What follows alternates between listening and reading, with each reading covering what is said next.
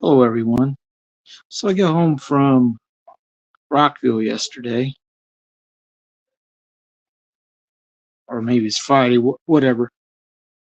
And I forget in my truck the other thing I bought, which is this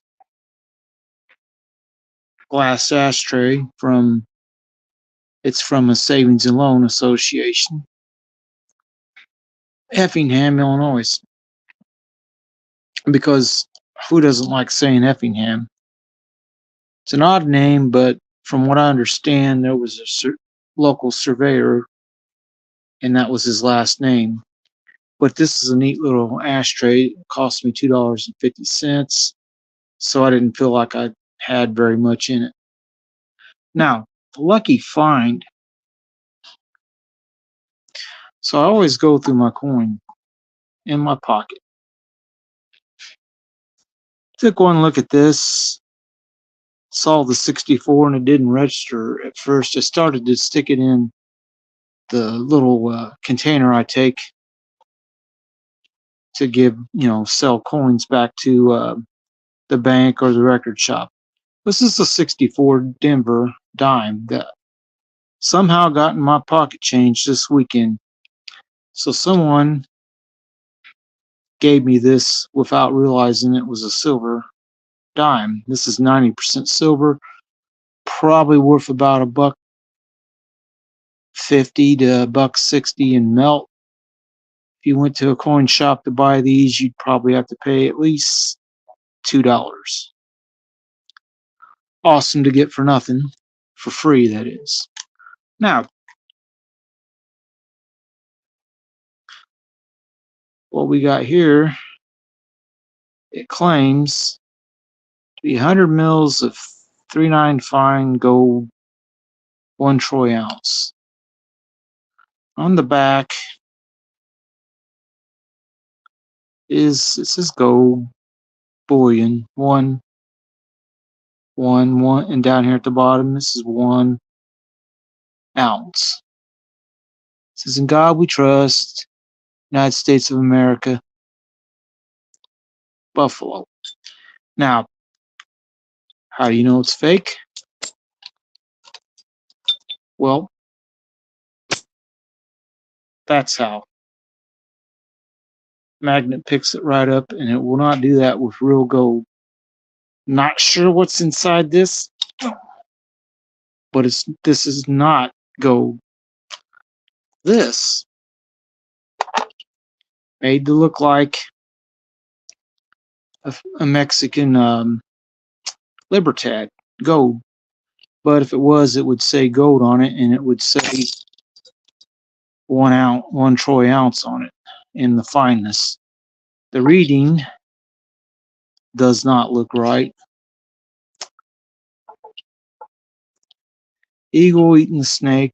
This doesn't look super far off of what some of these look like. How do you know that one's fake? That's how. You don't have to weigh it. You don't have to do anything. Those are both fake. I knew they were fake when I bought them.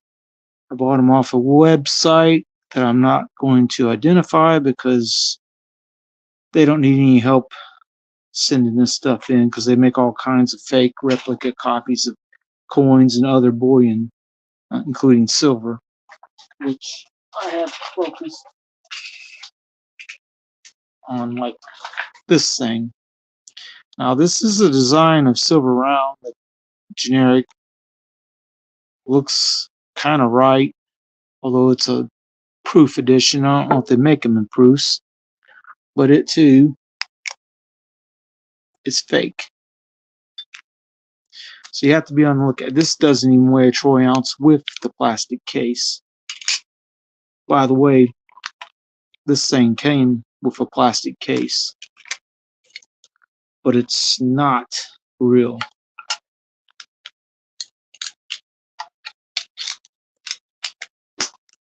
Back in the case, this thing came with a case too, the Libertad looking thing,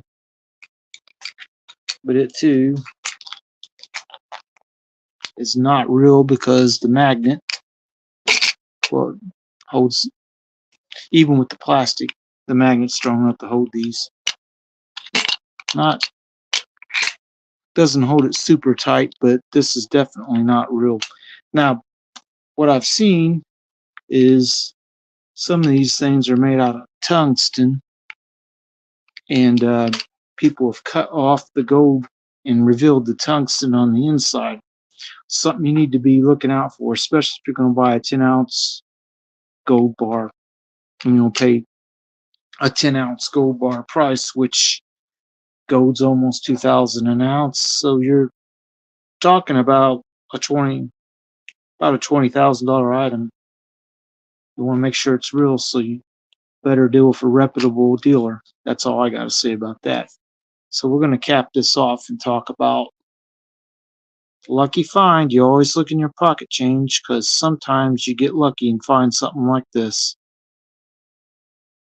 It's a 1964 Roosevelt dime, Denver Mint. The mint mark on these is pretty small.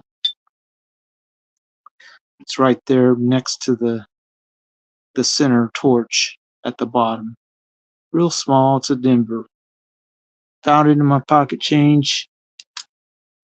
Could have been somebody in Rockville had it. There is a coin shop there.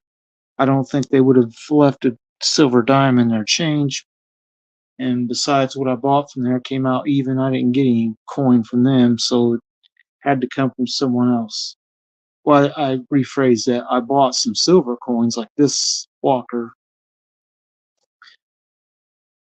By the way, their price on US generic common date stuff that's been circulated like this, 19x, 950 for this, which I didn't think was horrible.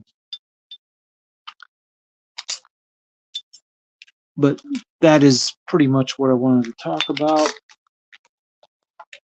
And you have to know the fake stuff like this is out there and not buy it at, normal prices that you would expect to pay for a 1-ounce silver bar if you bought a 1-ounce silver bar, which would be $25, $26, maybe $28. I don't know. The other two coins I bought from him that day was a 1838 and 1839 seated Liberty dimes. And the last thing I got from him, this has been in this case for a while, or not case, but card, because the card's yellowing. It's a 1893 New Orleans Mint barber quarter. Kind of nice, better shape, better details left on it. Don't think there's a hint. Well, there is a hint of the Liberty. A T, partial, and part of the Y is visible, but I think to go from very good to fine, you need to have at least 3 full letters on it. The others can be weak or almost non-existent. It does have the horizontal lines on the eagle shield and some of the detail in the model. You can read part of the letters in it. It's hard to find these quarters in much better shape than this. It's hard to find them in this kind of shape, really. The barbers, that is. Now, Rockville guy did have some barber half dollars. I looked at quite a few of them. None of them were 1800s. They were all 1900 ones or newer. They were about not quite as good a shape overall as this one. Most of them, some of them had a full rim on one side, but it's really starting to wear some on the edges on the back or the front, one of the two. So, but he wanted $16 for them. I'm like, I got this one carded from my normal coin dealer for $14, and it is an 1898 one, a little bit older. I hope that everyone has a good day. See you next time. And I'm going to go ahead and take this moment to show this amber colored ashtray I got for $2.50. And it's a from Effingham, Illinois. But who doesn't love saying Effingham, right? I hope that everyone has a good day today. Saying someone's watching, say hello before I go if you want. I'll give you a minute. Or, well, they're gone. Anyway, that's all I got. See you next time.